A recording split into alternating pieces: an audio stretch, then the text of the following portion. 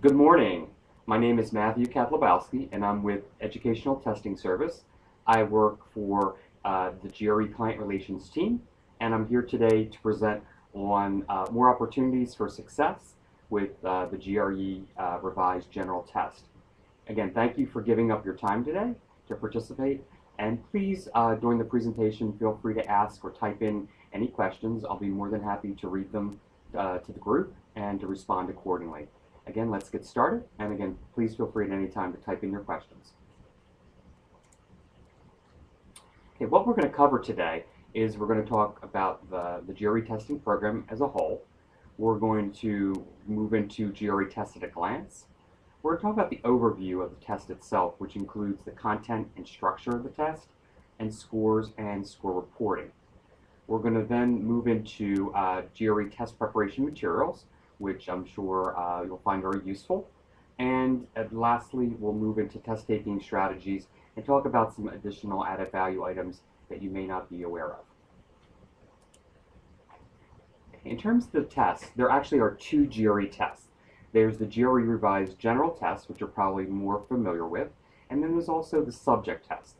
The Subject Test actually measures, the Subject Test, there's actually a variety of them, and they're actually in biochemistry, cell and molecular biology, biology, chemistry, literature and English, mathematics, physics, and psychology. Okay, in terms of the GRE Revised General Test, which I'm sure you're more familiar with, that actually is the most popular of the two tests, and that test actually will measure your verbal reasoning skills, quantitative reasoning skills, analytical writing skills, and your critical thinking. There's also something called the ETS Personal Potential Index, and we'll talk about that in more detail towards the end of the presentation. Okay, in terms of the GRE Revised General Test, there's two formats that you can take that test in. The most popular is the computer-based test, which is the majority of today's presentation, and the computer-based test is what's called continuous testing, which essentially means at any given time it's being offered at some point in some place or some location on the globe.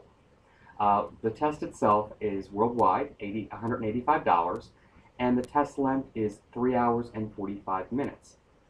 In areas of the world where either electricity or internet connectivity are issues, we still offer what's called GRE paper-based testing, but again, the percentage is very low.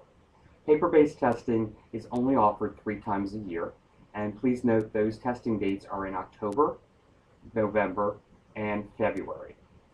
That test again is the same price, which is $185, and the test length is 3 hours and 30 minutes. The GRE subject test that we mentioned, what subjects were included a couple slides ago, are offered only in paper-based format. They are offered in September, October, and April. The cost of the subject test is $150, and the time length is 2 hours and 50 minutes. There's many advantages of taking the GRE Revised General Test as opposed to taking maybe other tests that are available to you. The first advantage is that you can basically study anywhere. The GRE is a worldwide test. It's also offered or accepted by over 1,000 business schools worldwide, and is available in over 700 testing locations worldwide. A nice feature of the test is also that it's less expensive than other graduate admissions tests that are currently on the market. We also have a new feature called Score Select that I'll talk about in a little bit more detail in the middle of the presentation. And then, of course, there's added value to the test. And again, we'll talk about the GRE or the ETS Personal Potential Index. And we'll also talk about the GRE Search Service. Okay, in terms of the computer-based test, which the majority of you will be taking, the test is broken down into, again, analytical writing, verbal reasoning, and quantitative reasoning. Analytical writing is broken down into two what we call tasks, or you may consider them as essay questions. Each task, you will have 30 minutes per task. Again, there'll be 2 tasks included on the exam, and each task, again, is 30 minutes in length.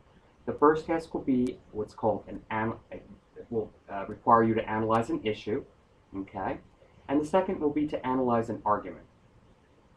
The next two sections are verbal reasoning, and again, there's two sections of verbal reasoning, which measures your reading comprehension, your verbal and analytical reasoning abilities.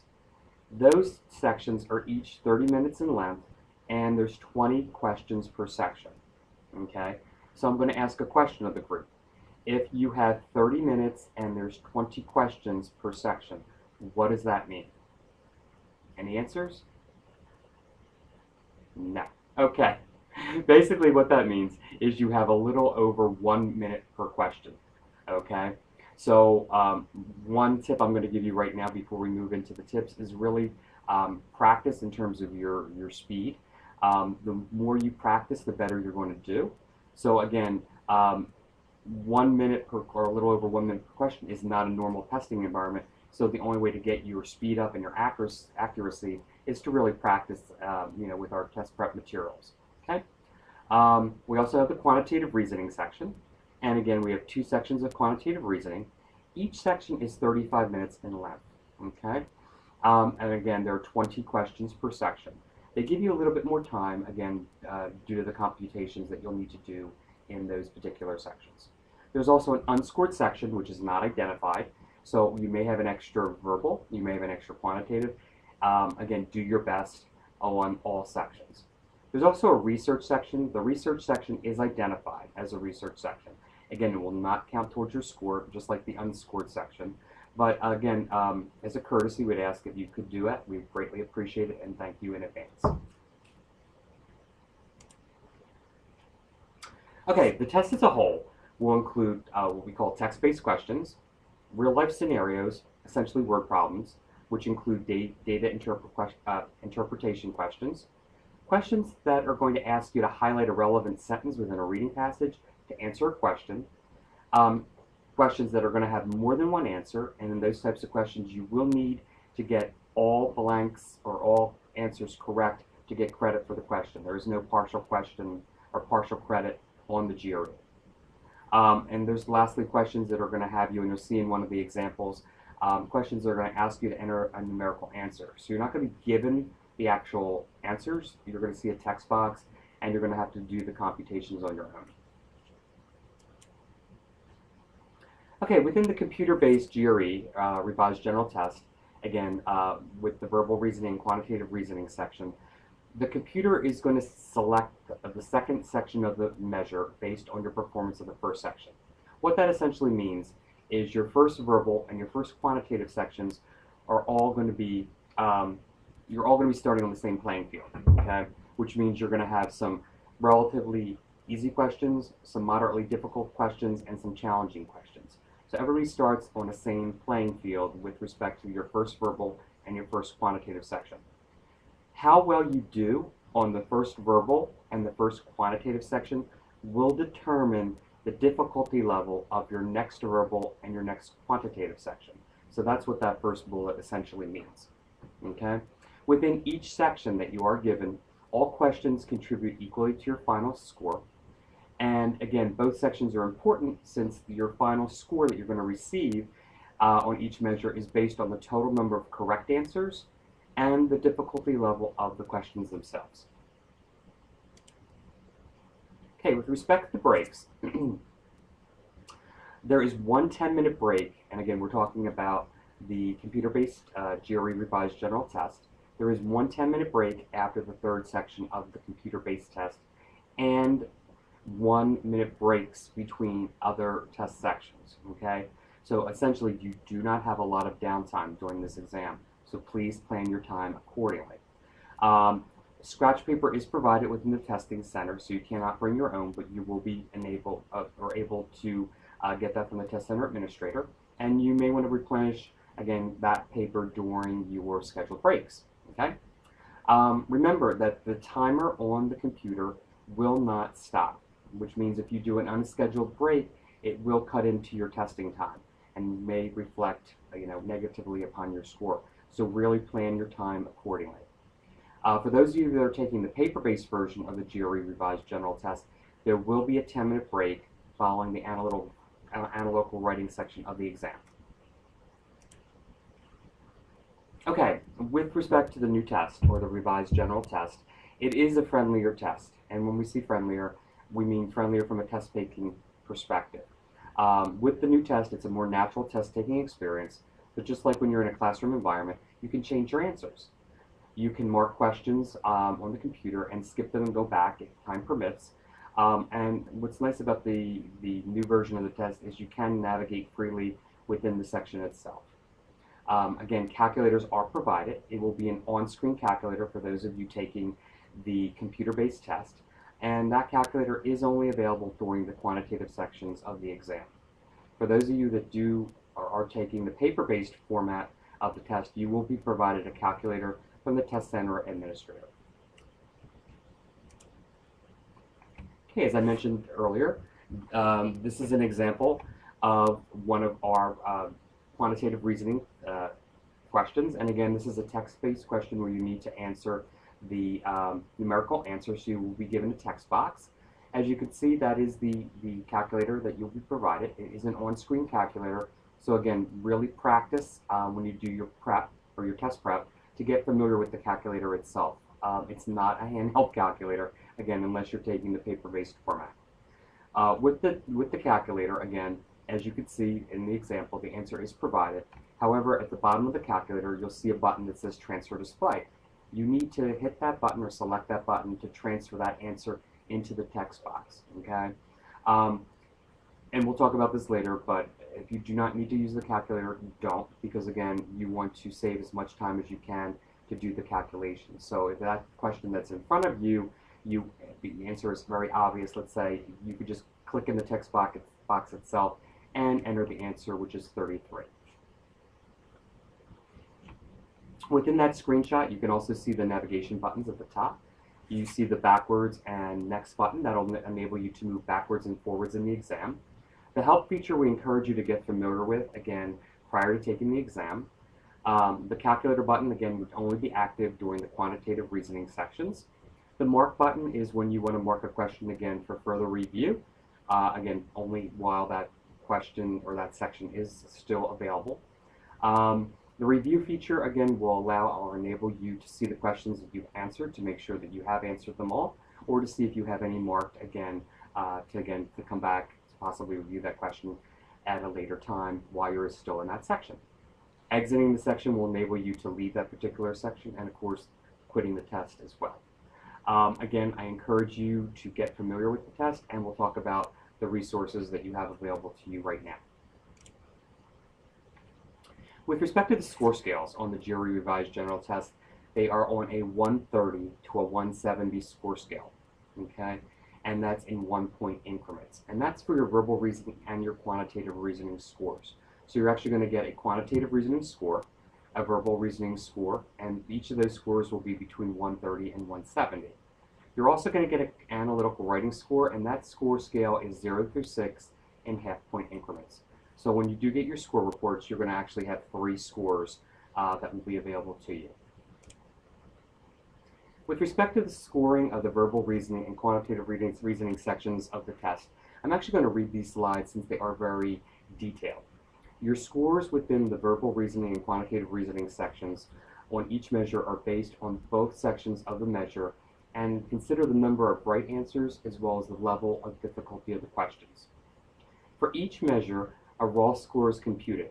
And remember, the raw score is the number of questions that you answered correctly. The raw score is then converted to what we call as a scaled score for a process that is known as equating. Okay? The equating process accounts for minor variations in difficulty among the different test editions, as well as differences in difficulty among individual tests introduced by section-level adaptation.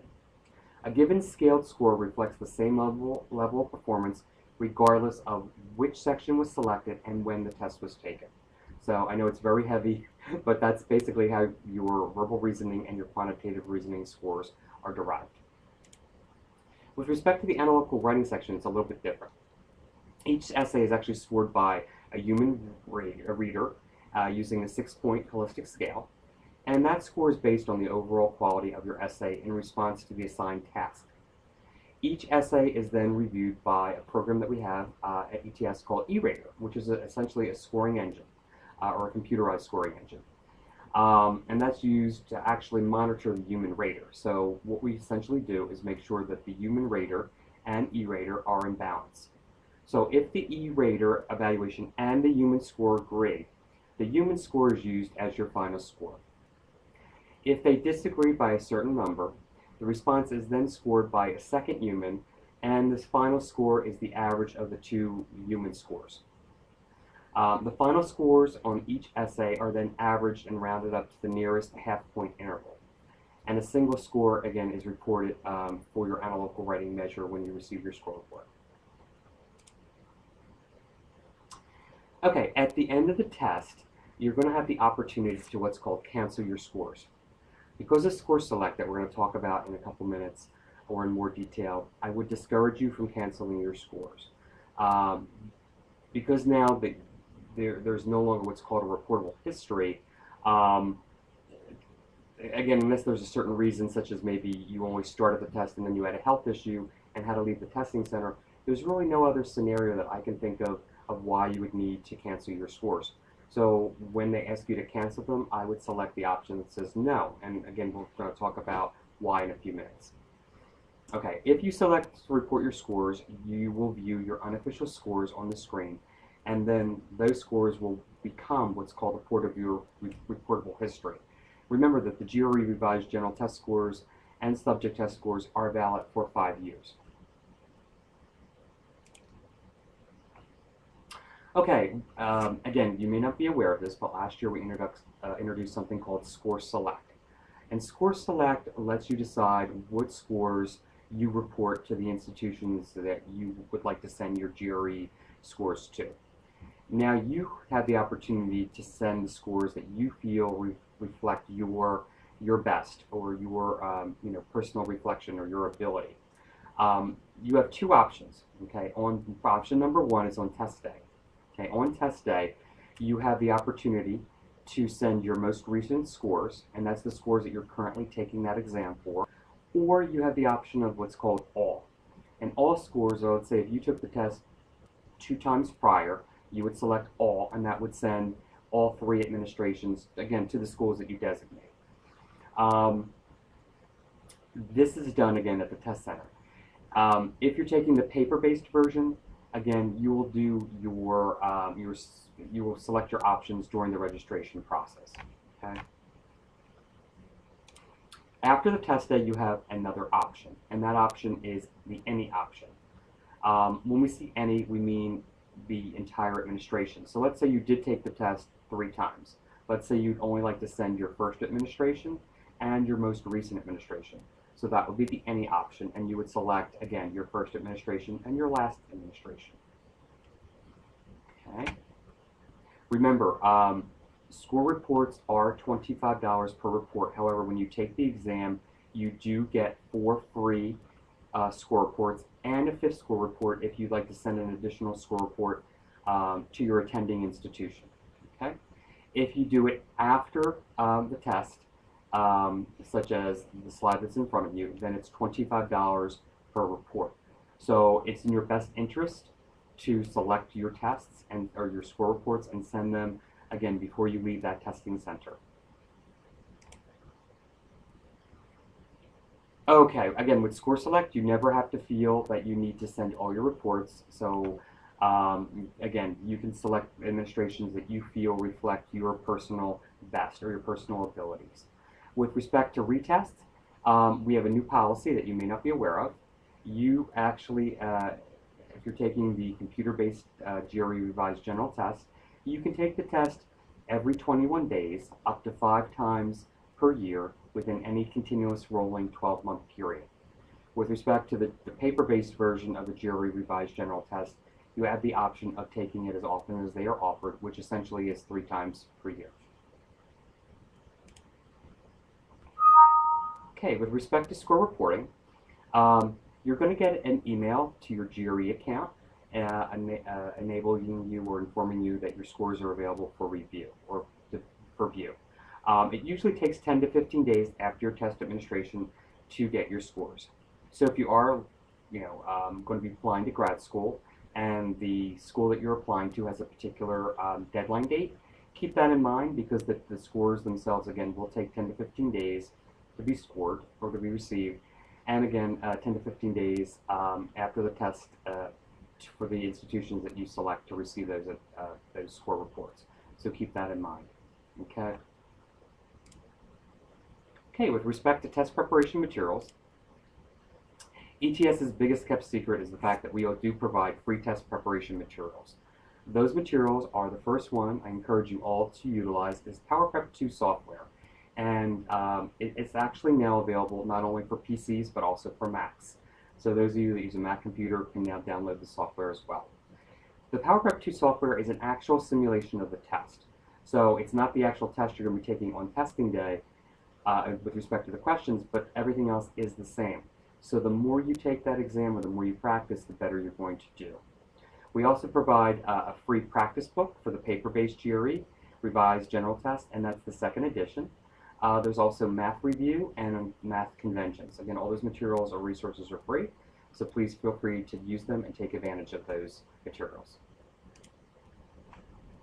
We also offer the official guide to the GRE revised general test, and the latest edition is the second edition.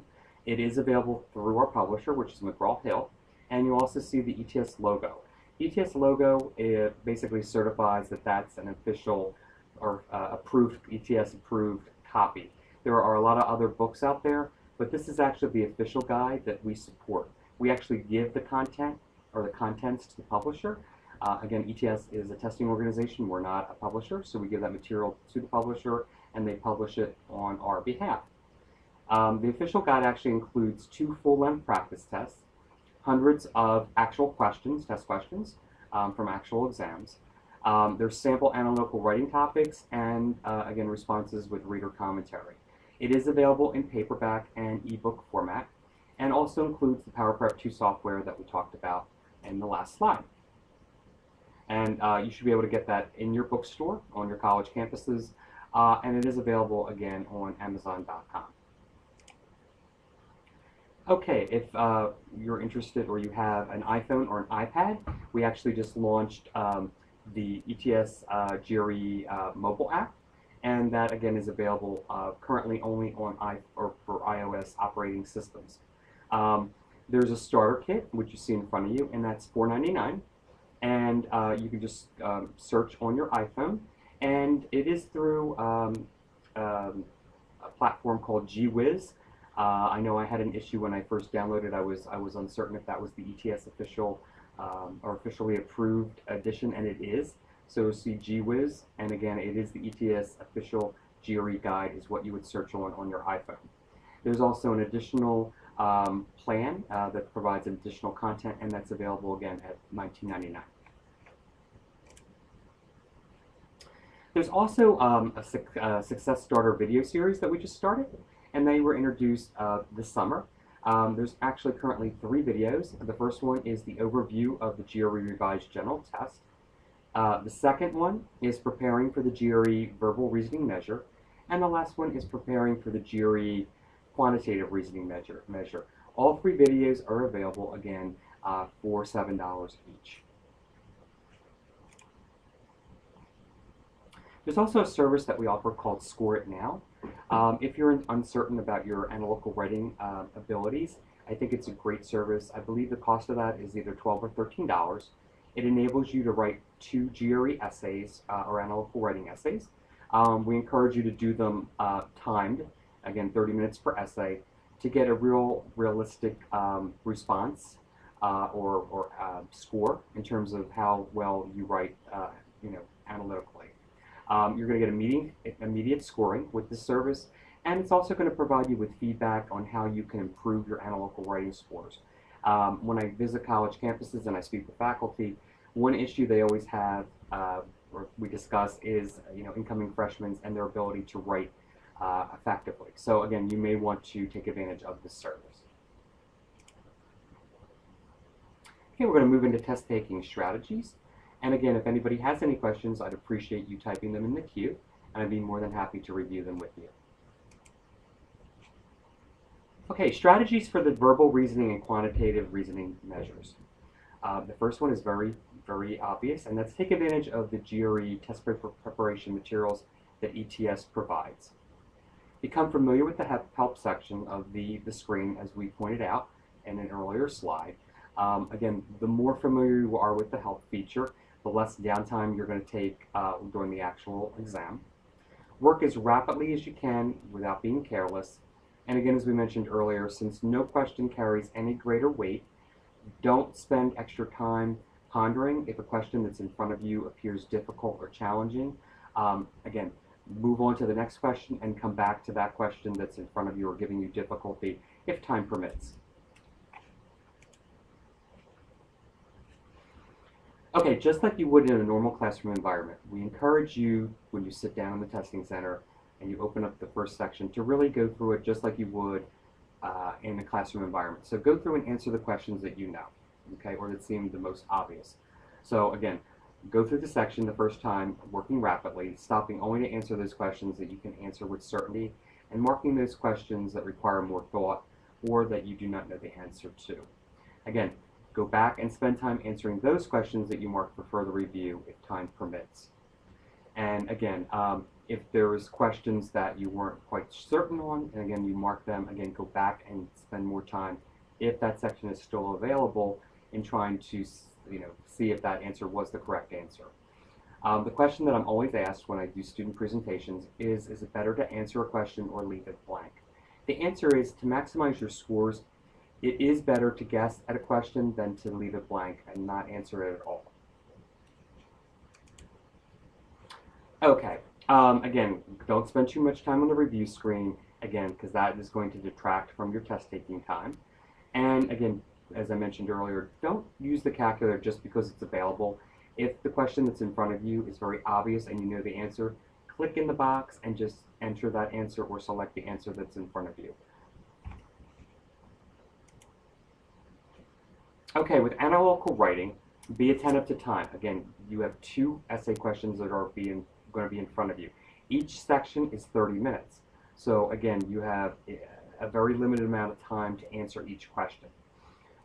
I'd encourage you to organize your thoughts and prepare outlines for each essay. Again, you will have the opportunity to use scrap paper, and with the analytical writing section in particular, the scrap paper may help you in analyzing your thoughts and putting together your essay. Save time at the end of each section to check for obvious errors, okay?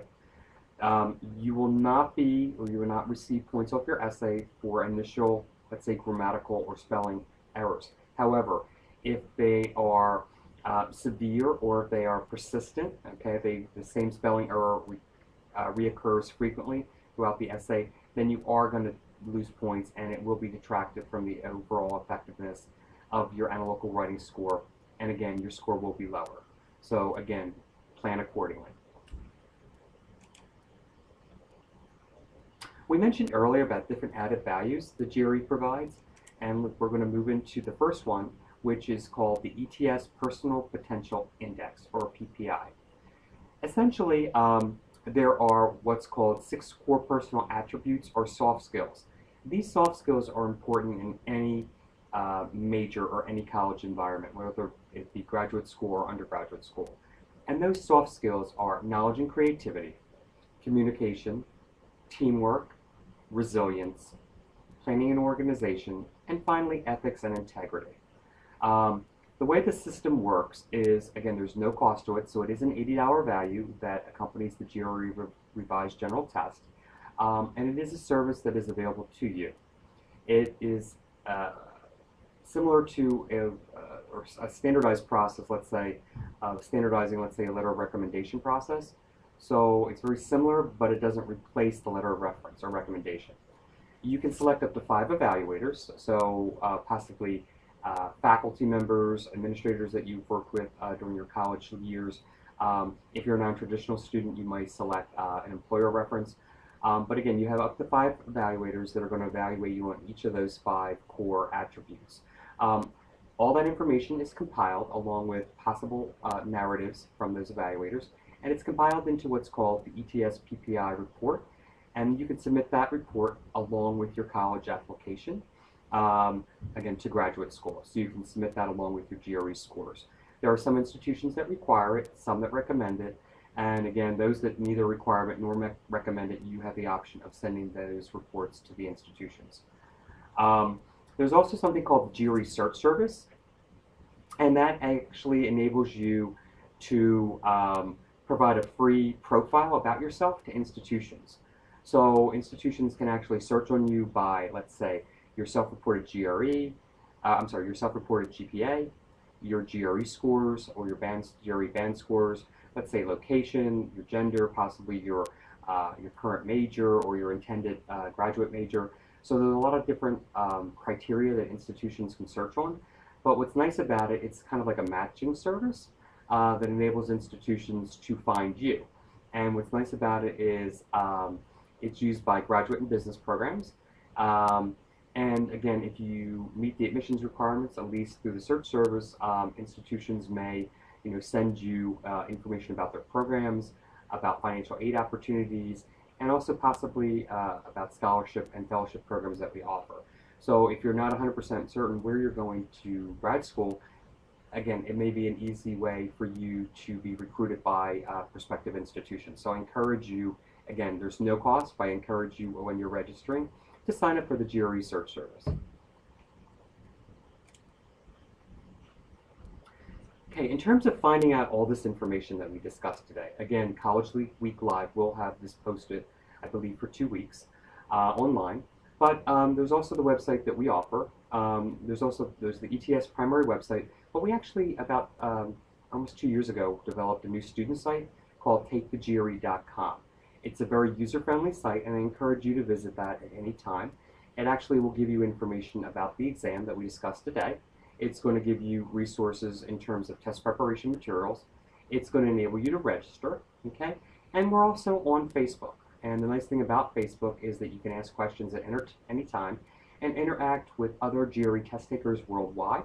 There's also, I believe it's a monthly series called the Dr. Don Martin series that's hosted through ETS, and that's actually through Don Martin, who's a former Dean of Admission, and he provides really excellent advice for GRE test takers. So again, I encourage you to like us on Facebook as well. Okay, we're about at the end of the session today. So again, feel free to visit us at any time at takethegre.com. Again, like us on Facebook, and if you have any questions, I'd be more than happy to answer them at this time.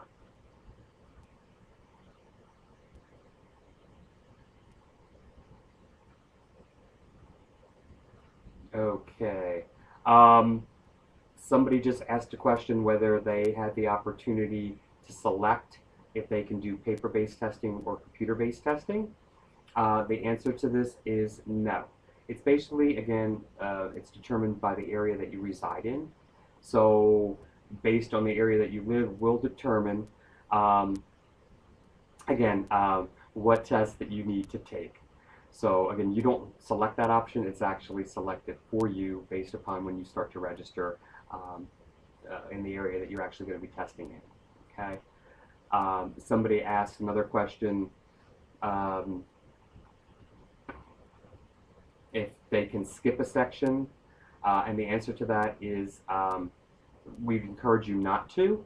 And I think I know the reason why they're asking that. Certain departments, when you apply to grad school, may say they're only going to look at your quantitative reasoning score. And that's okay for them to say that, but unless you're 100% certain that you're going to be accepted into that program, we always encourage students to do their best and complete the test in its entirety. Again, it'll give you the graduate departments a stronger, realistic opinion or score. And again, just in case that department or that institution does not accept your scores or accept you for admission, again, you can use that score again for other institutions that you will be applying to. Do you know the score scale of different universities that different universities ask for? Essentially, all the scores now are on the new score scale. So let's say if you took the test 5 years ago, that test will be converted when the score reports are sent to an estimate. Well, those institutions will be given an estimated score on the new score scale. In terms of what institutions are looking for, um, they should be published on the institution or departmental website. However, feel free to contact the graduate admissions office, or if you have a graduate admissions representative that you're working with, and ask them directly if there's a minimum score requirement that they're looking for, or if there's an average score that you should be striving for, and that'll help you in determining or gauging if you need to take the test again. So I hope that helps answer that question. Okay. Any other questions? Okay, I guess not. Again, I thank you so much for signing up today, and I wanted to take this time to not only say thank you, but to wish you the best of luck in your pursuit of your graduate studies. Again, there are a lot of institutions that are out there, so please do your research, look at their programs. If you have the opportunity to visit their campuses, that's another thing I always suggest. I worked in admissions for over 20 years, and I really encourage you to interact as much as possible with the institutions that you're looking for prior to making your commitment. So again, go online, go on their websites, research their programs, look at the strength of their faculty. If you want, look at their career services department, speak to their career services folks. Again, if you can visit the campus, that will give you a great opportunity. If not, I know a lot of campuses do like virtual tours or virtual events. Then I would definitely take advantage of them as well. But really, be proactive and be very interactive with the institution. The more interactive you are with them, I think the better fit that you'll find with that department. Again, there's a lot of programs and a lot of schools, but you really want to make sure that you find the perfect fit for you. And again, I thank you so much, and again, the best of luck, and I hope you get into the graduate programs of your choice. Have a great day. Thank you.